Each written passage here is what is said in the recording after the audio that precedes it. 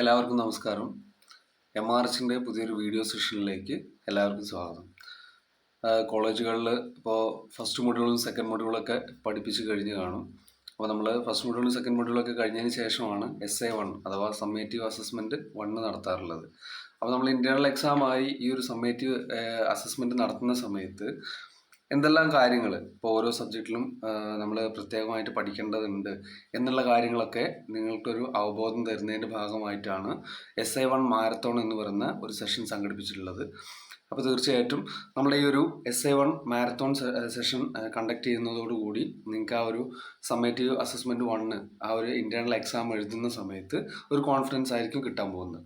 തീർച്ചയായിട്ടും ഇപ്പോൾ നമ്മൾ ഇന്ന് എക്സ്പ്ലെയിൻ ചെയ്യാൻ പോകുന്നത് ഓട്ടോമൊബൈൽ എഞ്ചിനീയറിംഗ് ഡിപ്ലോമയിൽ 3ാം സെമിസ്റ്ററിൽ പഠിക്കുന്ന ഫണ്ടമെൻ്റൽസ് ഓഫ് ഫ്ലൂയിഡ് മെക്കാനിക്സ് എന്ന സബ്ജക്റ്റിൻ്റെ ഒരു മാരത്തോൺ സെഷനാണ്. ഓക്കെ, കോഡ് ഓർമ്മയിൽ വെക്കണം. 3051 ആണ് ഫണ്ടമെൻ്റൽസ് ഓഫ് ഫ്ലൂയിഡ് മെക്കാനിക്സിൻ്റെ കോഡ്. ഓക്കെ, അപ്പോൾ നമ്മൾ SA1 കോഴ്സ് ഔട്ട്കം 1 and 2 ആണ് ആക്ച്വലി നോക്കാൻ വേണ്ടി പോകുന്നത്. ഓക്കെ, നമ്മൾ ഈ ഒരു എക്സാമിനെ അഭിമുഖീകരിക്കുന്ന സമയത്ത് അപ്പോൾ ഇത് ഫേസ് ചെയ്യുന്ന സമയത്ത് നമ്മൾ എന്തെല്ലാം കാര്യങ്ങൾ പഠിക്കണം. ഇപ്പോൾ ഫസ്റ്റ് മൊഡ്യൂളിലാണെങ്കിൽ ഫസ്റ്റ് മൊഡ്യൂൾ CO1 എടുത്തു കഴിഞ്ഞാൽ എന്തെല്ലാം കാര്യങ്ങളുണ്ട്. Make use of various fluid properties and pressure measurement techniques. അപ്പോൾ നമ്മൾ ഒന്നാമത്തെ മൊഡ്യൂളിൽ പഠിക്കുന്ന കാര്യമാണ് ഇപ്പോൾ നമ്മൾ ഈ കണ്ടത് അല്ലേ. എന്താണ് വേരിയസ് ഫ്ലൂയിഡ് പ്രോപ്പർട്ടീസ് എന്നുള്ള ഒരു ഭാഗം പഠിക്കുന്നുണ്ട്. ആൻഡ് പ്രഷർ മെഷർമെൻറ്റ് ടെക്നിക്സും. അപ്പോൾ ഫ്ലൂയിഡ് പ്രഷേഴ്സ് എന്തൊക്കെയാണ്, ആ പ്രഷർ മെഷർമെൻറ്റ് ടെക്നിക്സ് എന്തൊക്കെയാണ് എന്നുള്ള കാര്യം നമ്മൾ എന്ത് ചെയ്യുന്നുണ്ട്, ഈ ഒരു മൊഡ്യൂളിൽ പഠിക്കുന്നുണ്ട്. അപ്പോൾ നമ്മുടെ ഈ ഒരു മൊഡ്യൂൾ ഓവറോൾ നോക്കിക്കഴിഞ്ഞാൽ ആകെ പഠിക്കാനുള്ള ഇത്രയും കാര്യം 3 കാര്യങ്ങളേ ഉള്ളൂ. അപ്പോൾ ഇതിനെ ഒന്ന് ഡീറ്റെയിലിംഗ് ചെയ്താണ് പഠിച്ചിട്ടുള്ളത്. അപ്പോൾ ഇതിനെല്ലാതും പഠിക്കേണ്ടതായിട്ടുള്ള ഓരോ സ്ട്രാറ്റജീസ് ഉണ്ട് എന്ന് നമുക്കറിയാം. ആ സ്ട്രാറ്റജി പ്രകാരം തന്നെ മാക്സിമം പഠിക്കാൻ വേണ്ടി ശ്രമിക്കുക. അപ്പോൾ നമുക്ക് 1-2 ക്വസ്റ്റ്യൻസ് എന്ത് ചെയ്യാം, ഈ ഓരോ മൊഡ്യൂളിൽ നിന്നും ജസ്റ്റ് ഒന്ന് ട്രൈ ചെയ്ത് നോക്കാം. എന്നിട്ട് ബാക്കി ക്വസ്റ്റ്യൻസ് ഒക്കെ ഏത് രീതിയിൽ ഡീൽ ചെയ്യണം എന്നുള്ള രീതിയിലും നമുക്കൊന്ന് ഡിസ്കസ് ചെയ്ത് നോക്കാം. ഓക്കെ, അപ്പോൾ നമുക്ക് ഫസ്റ്റ് ഒരു ക്വസ്റ്റ്യൻ നോക്കാം. 3 മാർക്കിൻ്റെ ക്വസ്റ്റ്യൻ ലെവലിൽ, അതായത് B പാർട്ടിൽ നിരന്തരം ചോദിച്ചുകൊണ്ടിരിക്കുന്ന ഒരു ചോദ്യമാണ് state Newton's law of viscosity. അപ്പോൾ ഫ്ലൂയിഡ് പ്രോപ്പർട്ടീസ് പഠിച്ച സമയത്ത് നമ്മൾ ഒരുപാട് പ്രോപ്പർട്ടീസ് പഠിച്ചു അല്ലേ. മാസ് ഡെൻസിറ്റി അഥവാ ഡെൻസിറ്റി, ദെൻ വെയ്റ്റ് ഡെൻസിറ്റി അഥവാ specific weight, specific volume, specific gravity, ഇങ്ങനെ വിസ്കോസിറ്റി, അങ്ങനെ ഒരുപാട് പ്രോപ്പർട്ടീസിനെ കുറിച്ച് നമ്മൾ പഠിച്ചു. ഈ പഠിച്ച സമയത്ത് വിസ്കോസിറ്റി എന്നൊരു ടേം നമ്മൾ പഠിച്ചതിലാണ് ന്യൂട്ടൺസ് ലോ ഓഫ് വിസ്കോസിറ്റി എന്നൊരു ലോ നമ്മൾ പഠിച്ചിട്ടുള്ളത് അല്ലേ. അപ്പോൾ ന്യൂട്ടൺ എന്ന ഒരു സയൻറ്റിസ്റ്റ് കണ്ടുപിടിച്ച ലോ ആണ് നമുക്കറിയാം. അപ്പോൾ Newton's law of viscosity based ആയിട്ടുള്ള ലോ ആണ്. അപ്പോൾ എന്താണ് നമ്മുടെ അടുത്ത് ക്വസ്റ്റ്യനിൽ ചോദിച്ചിട്ടുള്ളത്, എന്താണ് state Newton's law of viscosity. Newton's law of viscosity എന്താണ് എന്നുള്ളത് ജസ്റ്റ് ഒന്ന് സ്റ്റേറ്റ് ചെയ്യാനാണ് പറഞ്ഞിട്ടുള്ളത്. Newton's law of viscosity States that shear stress between 2 adjacent layers of A fluid ആണ് കേട്ടോ, F ആണ്. Okay, fluid FL fluid is directly proportional to the velocity gradient of or rate of shear strain between the 2 layers. നമുക്ക് ഇതിപ്പോൾ ഇങ്ങനെ കാണുന്ന സമയത്ത് ഭയങ്കര വലിയൊരു സ്റ്റേറ്റ്മെൻ്റ് ആയിട്ട് ഫീൽ ചെയ്യുന്നുണ്ട്. ആക്ച്വലി ഷിയർ സ്ട്രെസ് അല്ലേ, ടോ എന്ന് പറയുന്ന സംഭവം directly proportional to adjacent layers of rate of shear strain DU/dy. അപ്പോൾ ഷിയർ സ്ട്രെയിൻ അഥവാ നമ്മൾ എന്തെന്ന് പറയാം, വെലോസിറ്റി ഗ്രേഡിയൻ്റ് എന്നും ഈ ഒരു ടേമിന് പറയാറുണ്ട് അല്ലേ. ടോ എന്ന് പറഞ്ഞാൽ ഷിയർ സ്ട്രെസ് ആണെന്ന് നമുക്കറിയാം. DU/dy എന്ന് പറയുന്നത് ഷിയർ സ്ട്രെയിൻ എന്നുള്ള ആ ഒരു റേറ്റ് ഓഫ് ഷിയർ സ്ട്രെയിൻ ആണെന്നുള്ളത് നമുക്കറിയാം. അപ്പോൾ ഷിയർ സ്ട്രെസ് ഈസ് ഈ ഒരു ടേം ഇത്രയും ജസ്റ്റ് ഇക്വേഷൻ നമ്മൾ ജസ്റ്റ് ഒന്ന് നോട്ട് ചെയ്യാണ്. Shear stress is directly proportional to, shear stress ആണ് ഈ ടോ. അപ്പോൾ അത് ഡയറക്ട്ലി പ്രൊപ്പോർഷണൽ ആണ് എന്തിന്, DU/dy അഥവാ ഇതിനെ പറയുന്നത് റേറ്റ് ഓഫ് വെലോസിറ്റി ഗ്രേഡിയൻ്റ് എന്നും നമ്മൾ പറയാറുണ്ട്. വെലോസിറ്റി ഗ്രേഡിയൻ്റ് അഥവാ റേറ്റ് ഓഫ് ഷിയർ സ്ട്രെയിൻ എന്നും പറയാറുണ്ട്. അപ്പോൾ ഈ റേറ്റ് ഓഫ് ഷിയർ സ്ട്രെയിൻ അല്ലെങ്കിൽ വെലോസിറ്റി ഗ്രേഡിയൻറ്റിന് നമ്മളുടെ ഷിയർ സ്ട്രെസ് എന്നുള്ളത് എന്താണ്, പ്രൊപ്പോർഷണൽ ആണ് എന്നുള്ളതാണ് ഈ ഒരു ലോയിൽ പറഞ്ഞിരിക്കുന്നത്. അപ്പോൾ ആ ഒരു ടേംസ് അതുപോലെ തന്നെ എന്ത് ചെയ്യുക, എഴുതാൻ വേണ്ടി ശ്രദ്ധിക്കുക. ഇതാണ് നമ്മുടെ ന്യൂട്ടൺസ് ലോ ഓഫ് വിസ്കോസിറ്റി എന്ന് പറയുന്ന ഇക്വേഷൻ ഫോം കേട്ടോ. അപ്പോൾ താഴെ എഴുതിയിട്ടുണ്ട് Newton's law of viscosity tau directly proportional to du/dy ആണ്. അപ്പോൾ നമ്മളെപ്പോഴും ഈ പ്രൊപ്പോർഷണാലിറ്റി ലിമിറ്റ് ക്യാൻസൽ ചെയ്യുന്നതിൻ്റെ ഭാഗമായിട്ട് അല്ലേ, ഈക്വൽ ടു ആക്കുന്നതിൻ്റെ ഭാഗമായിട്ട് ഒരു കോൺസ്റ്റൻറ്റിനെ നമ്മൾ എന്ത് ചെയ്യണം, മൾട്ടിപ്ലൈ ചെയ്ത് കൊടുക്കണം. അപ്പോൾ ആ കോൺസ്റ്റൻ്റ് ആണ് ഇവിടെ മ്യൂ എന്ന് പറയുന്ന കോൺസ്റ്റൻ്റ്. അതാണ് വിസ്കോസിറ്റി അഥവാ ഡൈനാമിക് വിസ്കോസിറ്റി എന്ന് പറയുന്ന എലമെൻ്റ് ആണ് മ്യൂ. അപ്പോൾ ഇതിൽ നിന്ന് കിട്ടിയിട്ടുള്ള ഇക്വേഷനാണ് ന്യൂട്ടൺസ് ലോ ഓഫ് വിസ്കോസിറ്റിയിൽ നിന്നും നമുക്ക് കിട്ടിയിട്ടുള്ള ഇക്വേഷനാണ് tau is equal to mu into du/dy. അപ്പോൾ ഇതാണ് നിലവിൽ എന്തെന്ന് പറയുന്നത്, നമ്മൾ ന്യൂട്ടൺസ് ലോ ഓഫ് വിസ്കോസിറ്റി പ്രകാരം വരുന്ന ഇക്വേഷൻ എന്ന് പറയുന്നത്.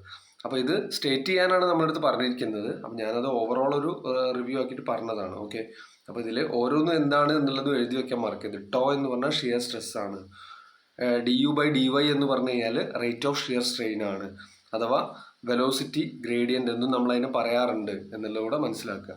അപ്പോൾ നമ്മൾ ഈ ഒരു ചോദ്യം വന്നു കഴിഞ്ഞാൽ ഇതിൽ നിന്നുള്ള എല്ലാ കാര്യങ്ങളും എഴുതാൻ പറ്റണം.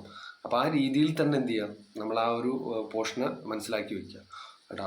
അപ്പോൾ നമ്മളുടെ ഈ ഫസ്റ്റത്തെ ഒരു മൊഡ്യൂളിൽ 1-2 ഇപ്പോൾ പാസ്കൽസ് ലോ, അതേപോലെ ന്യൂട്ടൺസ് ലോ ഓഫ് വിസ്കോസിറ്റി, ഇനി സെക്കൻഡ് മൊഡ്യൂളിലാണ് കണ്ടിന്യൂറ്റി ഇക്വേഷൻ അല്ലെങ്കിൽ ബെർണോളിസ് പ്രിൻസിപ്പിൾ അടക്കമുള്ള കാര്യങ്ങളൊക്കെ വരുന്നത്. അപ്പോൾ വളരെ കുറഞ്ഞ ലോസ് മാത്രമേ നമുക്ക് ആക്ച്വലി എന്തുള്ളൂ പഠിക്കാനായിട്ടുള്ളൂ.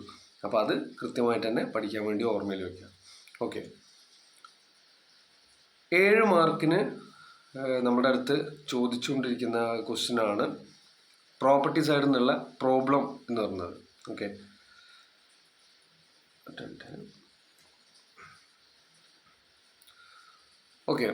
അപ്പോൾ ഈ 7 മാർക്കിന് ചോദിക്കുന്ന പ്രോപ്പർട്ടി സൈഡിൽ നിന്ന് ചോദിക്കുന്ന ഒരു പ്രോബ്ലമാറ്റിക് സൈഡാണ് പ്രോപ്പർട്ടി കണ്ടുപിടിക്കാനുള്ളത്. അപ്പോൾ എന്താണ് ക്വസ്റ്റ്യൻ ഒന്ന് നോക്കാം. Calculate the density, specific wait and weight of 1 litre of petrol or specific gravity 0.7. Specific gravity 0.7 ആയിട്ടുള്ള 1 ലിറ്റർ പെട്രോളിൻ്റെ സ്പെസിഫിക് ഡെൻസിറ്റി, സ്പെസിഫിക് വെയിറ്റ് തുടങ്ങിയുള്ള കാര്യങ്ങൾ കാണാനാണ് പറഞ്ഞിട്ടുള്ളത്. അപ്പോൾ നമുക്ക് ആദ്യം തന്നിരിക്കുന്ന ഡാറ്റ ഒന്ന് എഴുതി വയ്ക്കുക. ഗിവൺ ഡാറ്റ എന്താണ്, S is equal to 0.7 അല്ലേ. അപ്പോൾ സ്പെസിഫിക് ഗ്രാവിറ്റി അഥവാ S is equal to 0.7 എന്ന് എഴുതി. പിന്നെ എന്താണ് ഈ 1 ലിറ്റർ എന്നൊരു സംഭവം, 1 ലിറ്റർ എന്നൊരു സംഭവം കൂടെ അതിനകത്ത് തന്നിട്ടുണ്ട്. അതെന്താണ്, എപ്പോഴും ലിറ്ററിൽ തരുന്നത് വോളിയം ആണ് എന്ന് മനസ്സിലാക്കുക. Volume equal to 1 litre. അപ്പോൾ ഈ 1 ലിറ്ററിനെ നമ്മൾ 1 ലിറ്റർ ആയിട്ടല്ല നമ്മൾ ഇതിനെ കാൽക്കുലേഷൻ ചെയ്യാൻ എടുക്കുക, എന്താണ് മീറ്റർ ക്യൂബിലേക്ക് മാറ്റണം. അപ്പോൾ ഡിവൈഡഡ് ബൈ 1000 ചെയ്താൽ മതി അല്ലേ. 1/1000 വന്നു കഴിഞ്ഞാൽ 0.001 മീറ്റർ ക്യൂബ് എന്ന വാല്യൂ ആണ് നമുക്ക് വരുന്നത്. അപ്പോൾ ഈ 2 കാര്യങ്ങളാണ്, സ്പെസിഫിക് ഗ്രാവിറ്റി തന്നിട്ടുണ്ട്, വോളിയം തന്നിട്ടുണ്ട്. ഇതാണ് നമുക്ക് ഗിവൺ ഡാറ്റ ആയിട്ട് നിലവിലുള്ളത്. അതിൽ നിന്ന് വേണം ഇനി നമുക്ക് ഡെൻസിറ്റി കാണണം, സ്പെസിഫിക് വെയിറ്റ് കാണണം, വെയിറ്റ് കാണണം.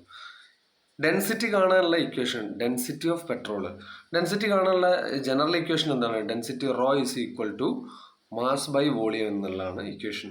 ഇതിൽ മാസ് നിലവിൽ നമുക്ക് തന്നിട്ടില്ല. അപ്പോൾ അതുകൊണ്ട് തന്നെ ഈ ഒരു ഇക്വേഷൻ പ്രകാരം എന്ത് ചെയ്യാൻ പറ്റില്ല, നമുക്ക് ഇത് കണ്ടുപിടിക്കാനായിട്ട് കഴിയില്ല എന്നുള്ളതാണ് അല്ലേ. അപ്പോൾ ഈ ഒരു ഇക്വേഷൻ വെച്ച് കാണാൻ പറ്റില്ല എങ്കിൽ നമ്മൾ എന്ത് ചെയ്യണം, അടുത്ത ഒരു ഇക്വേഷനെ കുറിച്ചിട്ട് നോക്കേണ്ടതായിട്ടുണ്ട്. അപ്പോൾ നമുക്ക് അടുത്തൊരു ഇക്വേഷൻ നോക്കാം. സ്പെസിഫിക് ഗ്രാവിറ്റീൻ്റെ ഇക്വേഷൻ എടുത്തു കഴിഞ്ഞാൽ എന്താണ്, S is equal to density of petrol divided by density of water അല്ലേ. അപ്പോൾ റോ ഓഫ് പെട്രോൾ എന്ന് പറഞ്ഞാൽ ഡെൻസിറ്റി ഓഫ് പെട്രോൾ. അപ്പോൾ density of petrol by density of water ചെയ്താൽ എന്ത് കിട്ടും, S കിട്ടും. അപ്പോൾ ആക്ച്വലി ഈ S is equal to rho of petrol divided by rho of water എന്നാണെങ്കിൽ നമുക്ക് S തന്നിട്ടുണ്ട് 0.7 ആണ് അല്ലേ, 0.7 ആണ് തന്നിട്ടുണ്ട്. That equal to rho of petrol divided by rho of വാട്ടറിൻ്റെ വാല്യൂ നമുക്കറിയാം 1000 ആണ്. റോ ഓഫ് വാട്ടറിൻ്റെ വാല്യൂ 1000 ആണ്. അങ്ങനെയാണെങ്കിൽ റോ ഓഫ് പെട്രോൾ നമുക്ക് കിട്ടൂലേ. റോ ഓഫ് പെട്രോൾ കാണാൻ എന്ത് ചെയ്താൽ മതി, rho of petrol is equal to ഈ ഡിവൈഡ് ചെയ്ത് 1000-ന് അപ്പുറം കൊണ്ട് മൾട്ടിപ്ലൈ ചെയ്താൽ മതി അല്ലേ. 0.7 ഇൻറ്റു 1000 വാല്യൂ എത്ര വന്നു, 700 എന്നുള്ളൊരു വാല്യൂ വന്നു അല്ലേ. അതാണ് നമ്മൾ ഈ എഴുതി വെച്ചിരിക്കുന്നത്. Rho of R is equal to 0.7 into 1000 value 700. അത്രയും കിലോഗ്രാം പെർ മീറ്റർ ക്യൂബ് എന്നാണ്. Okay, kilogram per metre cube എന്നുള്ളതാണ് അതിൻ്റെ വാല്യൂ. കൃത്യമായിട്ട് തന്നെ എഴുതുക. അപ്പോൾ നമുക്ക് ഫസ്റ്റ് കണ്ടുപിടിക്കേണ്ടിയിരുന്ന ഫസ്റ്റത്തത് റോ ആണ്, അഥവാ ഡെൻസിറ്റി ആണ്. അത് നമുക്ക് കിട്ടി. ഇനി രണ്ടാമത്തെ കണ്ടുപിടിക്കേണ്ടത് എന്താണ്? സ്പെസിഫിക് വെയിറ്റ് അഥവാ സ്മോൾ ഡബ്ല്യു. സ്മോൾ ഡബ്ല്യു ആണ്. ഈ സ്മോൾ ഡബ്ല്യു കണ്ടുപിടിക്കാനുള്ള ഇക്വേഷൻ ജസ്റ്റ് ഒന്ന് ചെയ്യാം.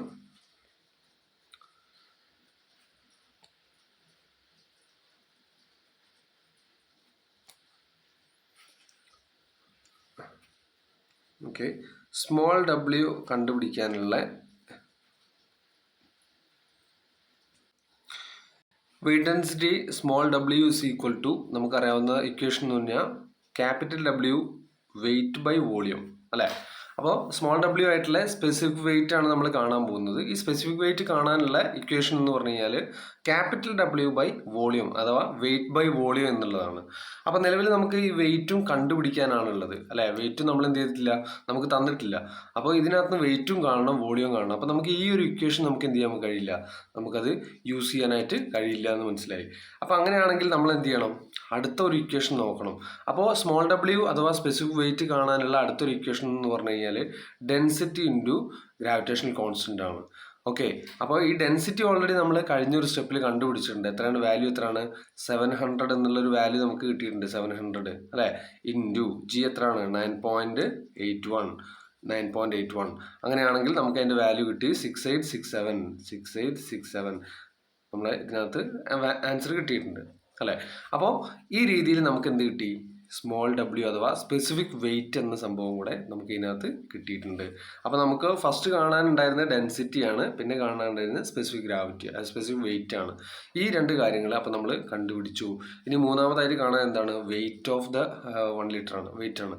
അപ്പോൾ ഈ വെയിറ്റ് കാണുന്ന സമയത്ത് എന്ത് ചെയ്താൽ മതി? വെയിറ്റിനുള്ള ഇക്വേഷൻ എന്താണ്? വെയിറ്റിന് സെപ്പറേറ്റ് ഇക്വേഷൻ വരുന്നത് നമ്മൾ സ്പെസിഫിക് വെയിറ്റ് കാണാൻ small W is equal to weight divided by volume എന്നുള്ളതാണ്. അപ്പോൾ ഇതിൽ ഓൾറെഡി നമുക്ക് ഈ സ്മോൾ ഡബ്ല്യുവിൻ്റെ വാല്യൂ കിട്ടിയിട്ടുണ്ട്. എത്രയാണ്? ഈ ഒരു വാല്യൂ അല്ലേ. ഈ വാല്യൂ കിട്ടിക്കഴിഞ്ഞാൽ വോളിയം എത്രയാണ്? 0.001 ആണ് എന്നുള്ളതും നമുക്കറിയാം. അപ്പോൾ അങ്ങനെയാണെങ്കിൽ വെയിറ്റ് നമുക്ക് തീർച്ചയായിട്ടും കണ്ടുപിടിക്കാൻ പറ്റും. വെയിറ്റ് ഈസ് ഈക്വൽ ടു എന്ത് ചെയ്താൽ മതി? ഇത് രണ്ടും കൂടെ മൾട്ടിപ്ലൈ ചെയ്താൽ മതി. അപ്പോൾ ഓട്ടോമാറ്റിക്കലി 1 ലിറ്ററിനെ നമ്മൾ ഫസ്റ്റ് പറഞ്ഞ പോലെ ചെയ്തിട്ടുണ്ട്. We know that specific weight is equal to weight by fluid എന്ന് എഴുതിയിട്ടുണ്ട്. ദെൻ 6867 ഇൻറ്റു 0.001 വാല്യൂ വന്നത് 6.867 എന്നുള്ള ഒരു വാല്യൂ. അത്രയും ന്യൂട്ടൺ ആണ് അല്ലേ. അപ്പോൾ വെയിറ്റിൻ്റെ യൂണിറ്റ് ന്യൂട്ടൺ ആയതുകൊണ്ട് തന്നെ നമ്മൾ ആ ഒരു യൂണിറ്റ് കറക്റ്റായിട്ട് തന്നെ എഴുതി വെക്കേണ്ടതുണ്ട്. ഓക്കെ, അപ്പോൾ ഇത്രയും കാര്യങ്ങളാണ് ഇപ്പോൾ നമ്മൾ ചെയ്യാനുള്ളത്. ഇത് ശരിക്കും പറഞ്ഞു കഴിഞ്ഞാൽ മാക്സിമം ഒരു 5 മിനിറ്റ് ഈ പ്രോബ്ലം ചെയ്യാൻ എടുക്കേണ്ട ആവശ്യമുള്ളൂ. പക്ഷേ ഇത് ഫസ്റ്റ് ടൈമൊക്കെ നോക്കുന്ന ആൾക്കാരാണെങ്കിൽ ഒന്നും കൂടെ കിട്ടാൻ വേണ്ടിയിട്ടാണ് നമ്മൾ ഇത്രയും എക്സ്പ്ലെയിൻ ചെയ്ത് പറയുന്നത്. ശരിക്കും ഈ ഒരു സെഷൻ തീർച്ചയായിട്ടും വളരെ എളുപ്പമുള്ള ഒരു പ്രോബ്ലം സൈഡാണിത്. കാരണം എന്താ വെച്ചാൽ 2-3 ഇക്വേഷൻ മാത്രം പഠിച്ചാൽ മതി. ഡെൻസിറ്റീൻ്റെ equation, density rho is equal to എന്താണ്? Mass by volume. അതേപോലെ സ്പെസിഫിക് വെയിറ്റിൻ്റെ equation, specific weight is equal to weight by volume അഥവാ ഓർ റോ ഇൻറ്റു ജി എന്ന ഇക്വേഷനും യൂസ് ചെയ്യാൻ പറ്റും. ദെൻ സ്പെസിഫിക് ഗ്രാവിറ്റിൻ്റെ equation S is equal to rho of fluid divided by rho of water അഥവാ standard fluid. അപ്പോൾ ഈ 3 equation മാത്രം പഠിച്ചാൽ തന്നെ നമ്മുടെ ഈ പ്രോപ്പർട്ടി സൈഡിൽ നിന്ന് വരുന്ന ഒട്ടുമിക്ക പ്രോബ്ലംസും നമുക്ക് എന്ത് ചെയ്യാൻ പറ്റും? സിമ്പിളായി തന്നെ ഹാൻഡിൽ ചെയ്യാൻ പറ്റും എന്നുള്ളത് മനസ്സിലാക്കുക. അപ്പോൾ അതുകൊണ്ട് കൃത്യമായിട്ട് ഇത്തരത്തിൽ വരുന്ന ഇക്വേഷൻസ് ബൈ ഹാർട്ട് ചെയ്ത് വെക്കുക. ആ ഇക്വേഷനിൽ ഓരോന്നും എന്താണ് എന്നുള്ള സംഭവങ്ങൾ അറിഞ്ഞിരിക്കുക. ഓക്കെ, ഇനി രണ്ടാമത്തെ മൊഡ്യൂൾ. ഇപ്പോൾ നമ്മൾ ഒന്നാമത്തെ മൊഡ്യൂളിലെ മെയിനായിട്ടുള്ള 1-2 ടോപ്പിക്സ് നിന്ന് വരുന്ന ക്വസ്റ്റ്യൻസ് ആണ് ഡിസ്കസ് ചെയ്തിട്ടുണ്ടായിരുന്നത്. മനസ്സിലാക്കുക, ഒന്നാമത്തെ മൊഡ്യൂളിൽ ഫസ്റ്റ് സൈഡ് പ്രോപ്പർട്ടി സൈഡാണ് അല്ലേ. Properties density, mass density, density അഥവാ mass density, specific weight, specific volume, specific gravity, viscosity തുടങ്ങിയുള്ള കാര്യങ്ങൾ വരുന്നതാണ് ആ ഒരു പ്രോപ്പർട്ടി സൈഡ്. അപ്പോൾ ആ പേരുകളും ജസ്റ്റ് അതിൻ്റെ ഒരു ഡെഫിനിഷനും എന്താണെന്നുള്ളത് കൂടെ ഒന്ന് അറിഞ്ഞിരിക്കണം. അത് കഴിഞ്ഞാൽ പിന്നെ ഫ്ലൂയിഡ് പ്രഷേഴ്സിനെ കുറിച്ചാണ് നമ്മൾ ഒന്നാമത്തെ മൊഡ്യൂളിൽ പിന്നെ പറഞ്ഞിട്ടുണ്ടായിരുന്നത്. അപ്പോൾ ആ പ്രഷറിനെ കുറിച്ച് പറയുന്ന സമയത്ത് ഡിഫറെൻറ്റ് ടൈപ്സ് ഓഫ് പ്രഷേഴ്സിനെ കുറിച്ച് പറഞ്ഞിട്ടുണ്ടായിരുന്നു. എന്താണ് gauge pressure, vacuum pressure, absolute pressure, atmosphere pressure തുടങ്ങിയുള്ള ആ പേരുകൾ ജസ്റ്റ് ഒന്ന് ഫെമിലിയർ ആക്കി വെക്കണം. അതേപോലെ തന്നെ ലാസ്റ്റ് സെഷനിൽ ഫസ്റ്റ് മൊഡ്യൂളിൽ പറഞ്ഞ ഒരു കാര്യം എന്ന് വെച്ചാൽ പ്രഷർ മെഷറിംഗ് ഡിവൈസസ് ആണ്. U2 മാനോമീറ്റർ, പീസോമീറ്റർ അടക്കമുള്ള കാര്യങ്ങൾ, അല്ലെങ്കിൽ സിമ്പിൾ U2 മാനോമീറ്റർ ആണ് ഇപ്പോൾ നമ്മൾ ഈ പറഞ്ഞ സിമ്പിൾ U2 മാനോമീറ്ററും പീസോമീറ്ററൊക്കെ. ഇനി ഡിഫറൻഷ്യൽ മാനോമീറ്റർ വരുന്നുണ്ട്. അപ്പോൾ ഡിഫറൻഷ്യലിൻ്റെ കേസ് വരുന്ന സമയത്ത് എന്താണ്, ഒരു പോയിന്റിൽ കണ്ടുപിടിക്കുന്നതിന് പകരം 2 പോയിന്റുകൾ തമ്മിലുള്ള ഡിഫറൻസ് കണ്ടുപിടിക്കുക എന്നുള്ളൊരു മാറ്റം മാത്രമേ വരുന്നുള്ളൂ. അപ്പോൾ ആ ഇക്വേഷൻ ജനറേറ്റ് ചെയ്യാനാണ് നമ്മൾ അവിടെ പഠിക്കേണ്ടതായിട്ടുള്ളത്. ഓക്കെ, അപ്പോൾ അത്രയും കാര്യങ്ങളൊക്കെ ജസ്റ്റ് ഒന്ന് നോക്കിക്കഴിഞ്ഞാൽ നമ്മളുടെ MRHന്റെ ക്ലാസ് വീഡിയോസിൽ, അതായത് CBR വീഡിയോസിൽ ഇതിനെക്കുറിച്ച് ഓരോന്നിനെക്കുറിച്ചും ഡീറ്റെയിൽഡ് ആയിട്ട് പറഞ്ഞിട്ടുണ്ട്, ചെക്ക് ചെയ്യാവുന്നതാണ്. അപ്പോൾ ജസ്റ്റ് ഇനിയിപ്പോൾ ഒന്നാമത്തെ മൊഡ്യൂളിൽ അത്രയും കാര്യങ്ങളാണ് ഉൾപ്പെടുത്തിയിരിക്കുന്നതെന്ന് മനസ്സിലായി. ഇനി രണ്ടാമത്തെ മൊഡ്യൂളിൻ്റെ കേസ് ഒന്ന് നോക്കാം. ഈ രണ്ടാമത്തെ മൊഡ്യൂളിൻ്റെ കേസ് നോക്കുന്ന സമയത്ത് അതിനകത്ത് രണ്ടാമത്തെ മൊഡ്യൂളിൽ എന്താണ് ആക്ച്വലി പറഞ്ഞിരിക്കുന്നതെന്ന് മനസ്സിലാക്കാം. രണ്ടാമത്തെ മൊഡ്യൂളിൽ നമ്മൾ സൂചിപ്പിച്ചിരിക്കുന്ന കാര്യം എന്താണ്, പ്രിൻസിപ്പിൾ ഓഫ് ഫ്ലൂയിഡ് ഫ്ലോ, അല്ലെ, ഫ്ലൂയിഡ് ഫ്ലോ എന്ന ടേമുമായി ബന്ധപ്പെട്ട് വരുന്ന കാര്യങ്ങളാണ് പ്യുവർലി രണ്ടാമത്തെ മൊഡ്യൂൾ. അപ്പോൾ സെക്കൻഡ് മൊഡ്യൂളിൽ ഫ്ലൂയിഡ് ഫ്ലോ ബേസ്ഡ് ആയിട്ടുള്ള കണ്ടന്റ് ആണെന്ന് മനസ്സിലാക്കാം. ഇതിൽ ഈ ഫ്ലൂയിഡ് ഫ്ലോ ബേസ്ഡ് ആയിട്ടുള്ള ഒരു കണ്ടന്റ് വരുന്ന സമയത്ത് ടൈപ്സ് ഓഫ് ഫ്ലൂയിഡ് ഫ്ലോ അറിഞ്ഞിരിക്കണം. അതേപോലെ ഫ്ലൂയിഡ് ഫ്ലോയുമായി ബന്ധപ്പെട്ട് വരുന്ന എനർജീസ് എന്തെല്ലാമാണ് അറിഞ്ഞിരിക്കണം. അതുമായി ബന്ധപ്പെട്ട് വരുന്ന നിയമങ്ങൾ എന്തൊക്കെയാണ് അറിഞ്ഞിരിക്കണം. അതിന് നമ്മൾ കാൽക്കുലേറ്റ് ചെയ്യാൻ വേണ്ടിയിട്ടൊക്കെ യൂസ് ചെയ്യുന്ന തിയറംസോ അല്ലെങ്കിൽ മറ്റ് പ്രിൻസിപ്പിൾസോ ഉണ്ടെങ്കിൽ അത് അറിഞ്ഞിരിക്കണം. അതോടൊപ്പം തന്നെ അതിന് ഉപയോഗിക്കുന്ന ഇൻസ്ട്രുമെൻറ്റ്സ് എന്തെല്ലാമാണ്, അതായത് പ്രാക്ടിക്കൽ ആപ്ലിക്കേഷൻസ് എന്തെല്ലാമാണ് എന്നുള്ളതും അറിഞ്ഞിരിക്കണം. അപ്പോൾ ഇത്രയും കാര്യങ്ങളാണ് പ്രധാനമായിട്ടുള്ളത്. ദെൻ വേരിയസ് ലോസസിനെ കുറിച്ചിട്ടും ഇതിനകത്ത് പ്രതിപാദിക്കുന്നുണ്ട്.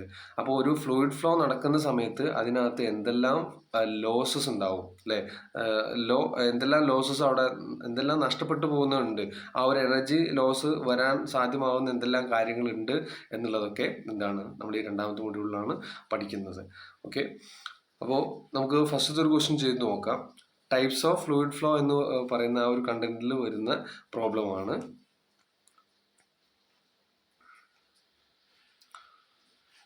Okay, compare laminar and turbulent flow. Types of ഫ്ലോയിൽ വരുന്ന പ്രധാനപ്പെട്ട 2 ഫ്ലോസ് ആണ് ലാമിനാർ ഫ്ലോയും ടർബുലൻറ്റ് ഫ്ലോയും. ഈ ലാമിനാർ ഫ്ലോയിൽ പറയുന്ന കാര്യം എന്താണ്? ലാമിനാർ ഫ്ലോ എന്താണ്?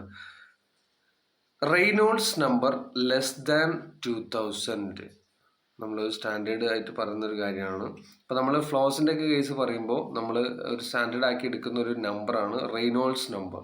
ആ റെയ്നോൾഡ്സ് നമ്പറിനെ അടിസ്ഥാനമാക്കിയിട്ട് ആ ഒരു ഫ്ലോ ഇന്ന രീതിയിലാണ് അല്ലെങ്കിൽ മറ്റൊരു രീതിയിലാണ് എന്ന് നമുക്ക് പറയാൻ കഴിയും. അപ്പോൾ അതിൽ റെയ്നോൾഡ്സ് നമ്പർ 2000-ൽ കുറവാണെങ്കിൽ ആ ഫ്ലോ തീർച്ചയായിട്ടും എന്തായിരിക്കും? അത് ലാമിനാർ ഫ്ലോ ആയിരിക്കും. അങ്ങനെയാണെങ്കിൽ ടർബുലൻറ്റ് ഫ്ലോൻ്റെ കേസ് എന്താണ്?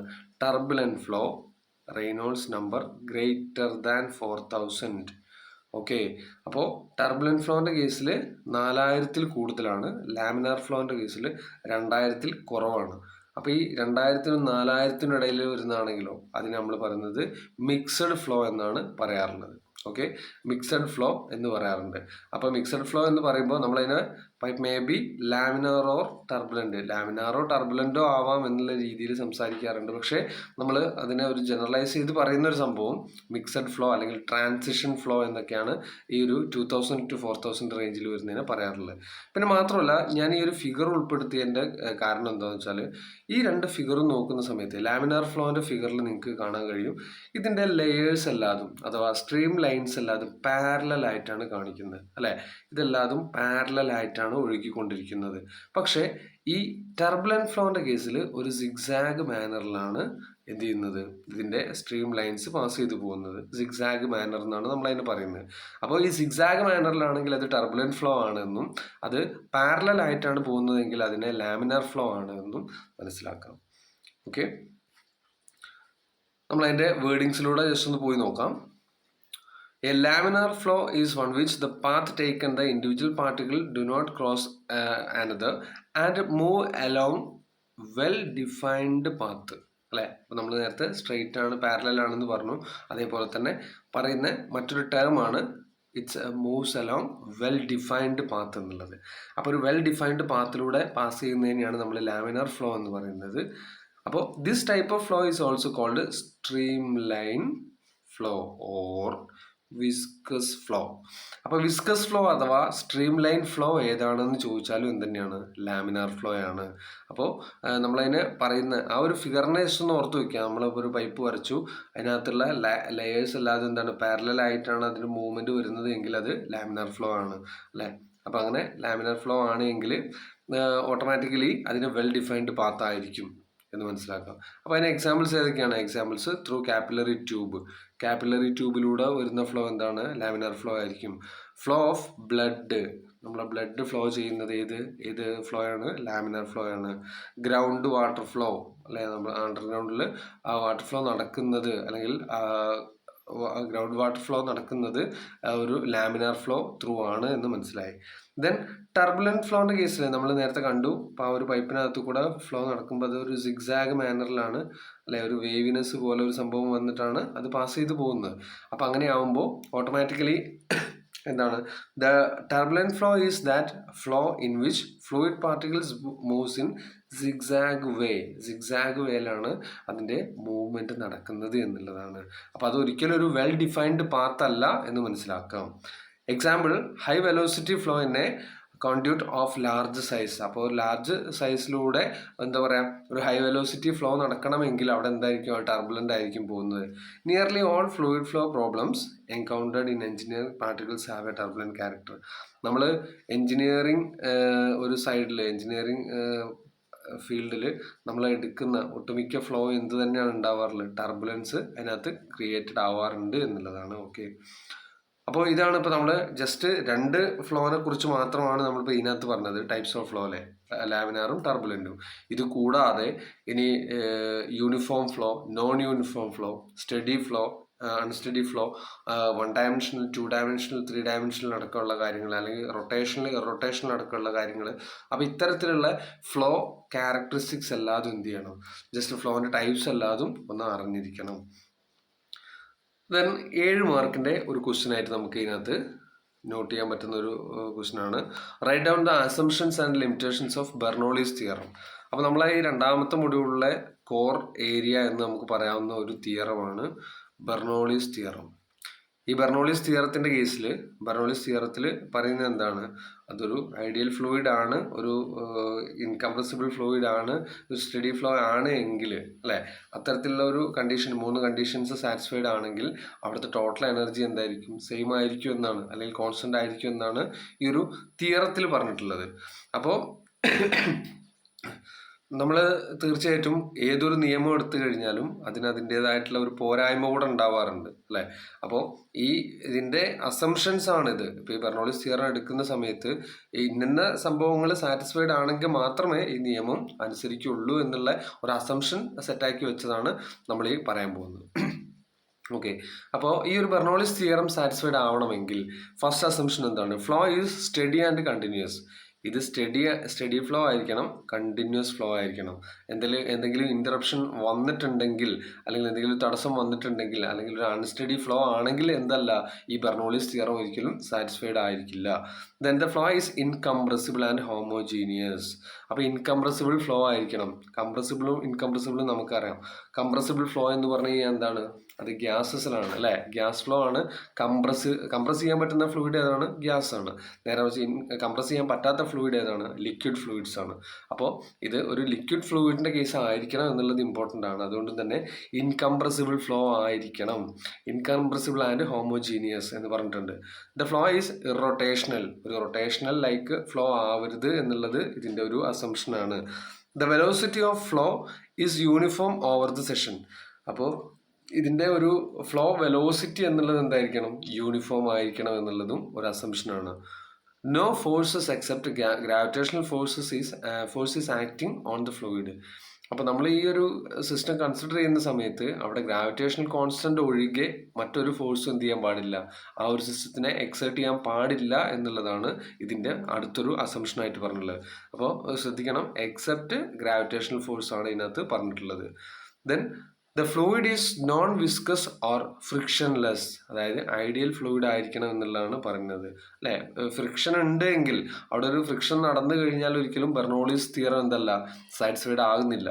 അപ്പോൾ അതുകൊണ്ട് തന്നെ ബെർണോളിസ് തിയറം സാറ്റിസ്ഫൈഡ് ആവണമെങ്കിൽ നോൺ വിസ്കസ് ഫ്ലൂയിഡ് ആയിരിക്കണം എന്നുള്ളതാണ് അതിൻ്റെ അടുത്തൊരു assumption.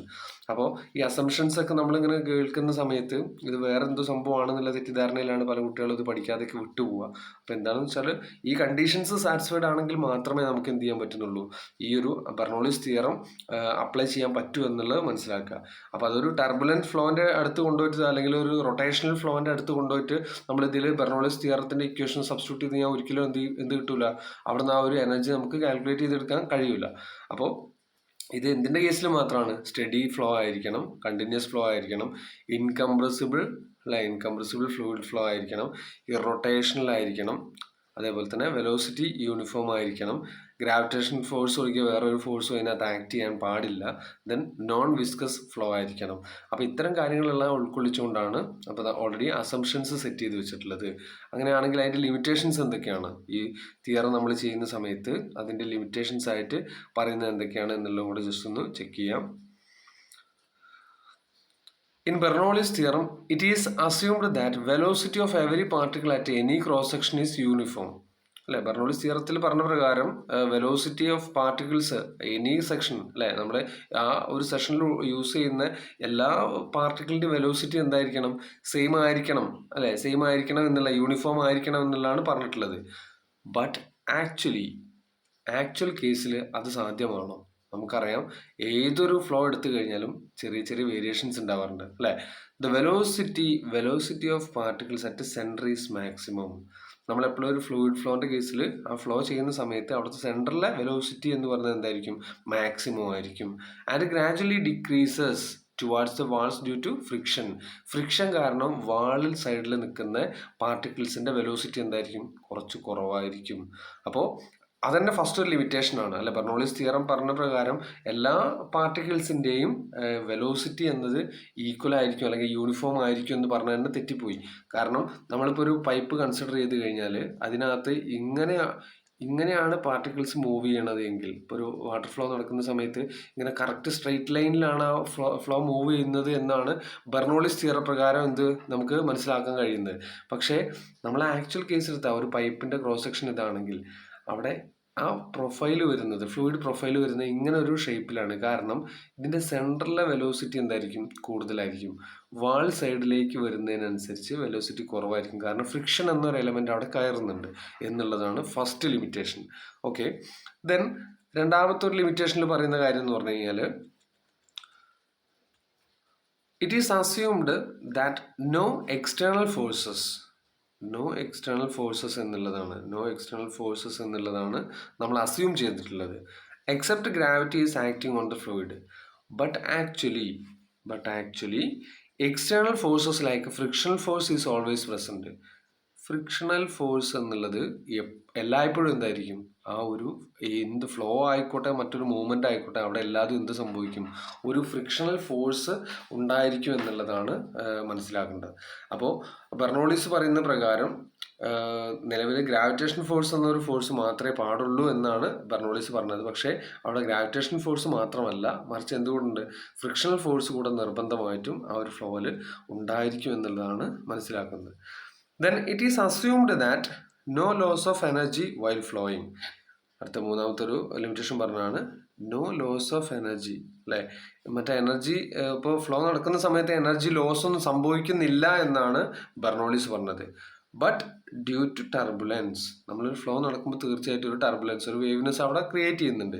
The friction etcetera there is always loss of energy occurs.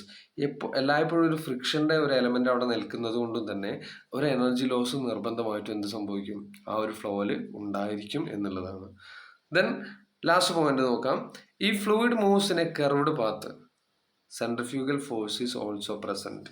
ഇപ്പോൾ ഫ്ലൂയിഡ് മൂവ് ചെയ്യുന്നത് ഒരു സർക്കുലർ ആയിട്ടുള്ള ഒരു പാത്തിലൂടെ ആണെങ്കിൽ അവിടെ ഫ്രിക്ഷണൽ ഫോഴ്സോ അല്ലെങ്കിൽ ഗ്രാവിറ്റേഷണൽ ഫോഴ്സോ മാത്രമല്ല, അവിടെ ഒരു സെൻട്രിഫ്യൂഗൽ ഫോഴ്സ് കൂടെ പ്രസൻ്റ് ആയിരിക്കും എന്നുള്ളതാണ് നമ്മൾ മനസ്സിലാക്കേണ്ട മറ്റൊരു കാര്യം. But Bernoulli's theorem neglects the energy due to centrifugal force. അപ്പോൾ ബെർണോളിസ് തിയറം പ്രകാരം പറഞ്ഞത് ആകെ ഒരേ ഒരു എനർജി മാത്രമേ അവിടെ ഉണ്ടാവുള്ളൂ. ഏതാണ്? ഒരേ ഒരു ഫോഴ്സ്, ഗ്രാവിറ്റേഷൻ ഫോഴ്സ് മാത്രമേ നമുക്ക് അംഗീകരിക്കാൻ കഴിയൂ എന്നുള്ളതാണ് അല്ലെങ്കിൽ അവിടെ ബെർണോളിസിൻ്റെ കേസിൽ പറഞ്ഞിട്ടുള്ളത്. പക്ഷേ ആക്ച്വൽ കേസിൽ എന്തുണ്ട്? ഒരു കർവ്ഡ് പാത്ത് വന്നു കഴിഞ്ഞാൽ ഓട്ടോമാറ്റിക്കലി അവിടെ ഒരു സെൻട്രിഫ്യൂഗൽ ഫോഴ്സ് കൂടെ പ്രസൻ്റ് ആവുന്നുണ്ട് എന്നുള്ളതാണ്. അപ്പോൾ നമ്മൾ വ്യത്യസ്തങ്ങളായിട്ടുള്ള തലങ്ങളിലെ കാര്യങ്ങളാണ് നമ്മൾ സംസാരിച്ച കാര്യങ്ങൾ. അപ്പോൾ അതുകൊണ്ട് ബെർണോളിസ് തിയറം എന്താണ് എന്നുള്ളത് ജസ്റ്റ് ഒന്ന് മനസ്സിലാക്കുക, അതിൻ്റെ അസംഷൻസ് എന്താണെന്ന് മനസ്സിലാക്കുക, ലിമിറ്റേഷൻസ് എന്താണ് എന്നുള്ളതും മനസ്സിലാക്കുക. അപ്പോൾ ഈ രണ്ടാമത്തെ മൊഡ്യൂളിൽ നമ്മൾ കൂടുതലായിട്ട് പറയുന്ന ഒരേ ഒരു കാര്യം എന്ന് വെച്ചാൽ ഫ്ലൂയിഡ് ഫ്ലോ എന്നുള്ള സംഭവം മാത്രമാണ്. ഈ ഫ്ലൂയിഡ് ഫ്ലോൻ്റെ കേസിൽ എന്താണ്? ഫ്ലൂയിഡ് ഫ്ലോയിൽ വരുന്നത് അതിൻ്റെ ടൈപ്സിനെ കുറിച്ച് പറയുന്നുണ്ട്, അതുമായി ബന്ധപ്പെട്ട ലോ അല്ലെ ബെർണോളിസ് ലോ, കണ്ടിന്യൂറ്റി ഇക്വേഷൻ അടക്കമുള്ള കാര്യങ്ങൾ പറയുന്നുണ്ട്. അതുപോലെ തന്നെ ബെർണോളിസ് തിയറത്തിൻ്റെ അസംഷനും ലിമിറ്റേഷനും പറയുന്നുണ്ട്. ബെർണോളിസ് തിയറത്തിൻ്റെ practical applications, orifice meter, venturi meter, pitot tube അടക്കമുള്ള കാര്യങ്ങൾ പറയുന്നുണ്ട്. നോച്ചസിനെ കുറിച്ച് പറയുന്നുണ്ട്. അപ്പോൾ ഇത്തരത്തിലുള്ള കാര്യങ്ങളെല്ലാം അത് പറയുന്നുണ്ട്. കൂടാതെ ഏറ്റവും ലാസ്റ്റായിട്ട് ഡിഫറെൻറ്റ് ലോസ് അല്ലെ, ലോസ് ഓഫ് എനർജി ലോസ് ഏതെല്ലാമാണ്, അതെങ്ങനെയൊക്കെ കണ്ടുപിടിക്കാൻ തുടങ്ങിയുള്ള കാര്യങ്ങളും പറയുന്നുണ്ട്. അപ്പോൾ നമുക്കൊരിക്കലും ഈ 2 മൊഡ്യൂൾ എന്നുള്ളത് ഒരു ചെറിയൊരു വീഡിയോയിലൂടെ മുഴുവനായിട്ട് എടുക്കാൻ കഴിയില്ല. പക്ഷേ തീർച്ചയായിട്ടും അതിലെ വ്യത്യസ്തങ്ങളായിട്ടുള്ള ഭാഗങ്ങൾ ഏതാണ് എന്നുള്ളത് ജസ്റ്റ് ഒന്ന് എക്സ്പ്ലെയിൻ ചെയ്യാൻ പരമാവധി ശ്രമിച്ചിട്ടുണ്ട്. അപ്പോൾ ഈ പറഞ്ഞിരിക്കുന്ന ഭാഗങ്ങൾ ജസ്റ്റ് ഒന്ന് നോട്ട് ചെയ്ത് വെച്ച് ജസ്റ്റ് ഒന്ന് പഠിച്ചെടുക്കാൻ വേണ്ടി നോക്കുക. ഓക്കെ, അപ്പോൾ നമുക്കൊരിക്കലും 1-2 വീഡിയോയിൽ ഉൾക്കൊള്ളിക്കാൻ പറ്റിയതല്ല എത്രയും ഏരിയസ്. അപ്പോൾ അതുകൊണ്ട് ആ ഏരിയ ഏതൊക്കെയാണ് എന്ന് ഞാൻ പലപ്പോഴായിട്ട് സംസാരത്തിൽ ഉൾപ്പെടുത്തിയിട്ടുണ്ട്. അപ്പോൾ എന്ത് ചെയ്യുക വെച്ചാൽ ആ ഏരിയ ജസ്റ്റ് ഒന്ന് നോക്കിയിട്ട് തന്നെ എക്സാമിനെ അഭിമുഖീകരിക്കാൻ വേണ്ടിയിട്ട് ശ്രമിക്കുക. അപ്പോൾ എല്ലാവർക്കും നല്ല രീതിയിൽ പരീക്ഷ എഴുതാൻ സാധിക്കട്ടെ. All the best. Thank you.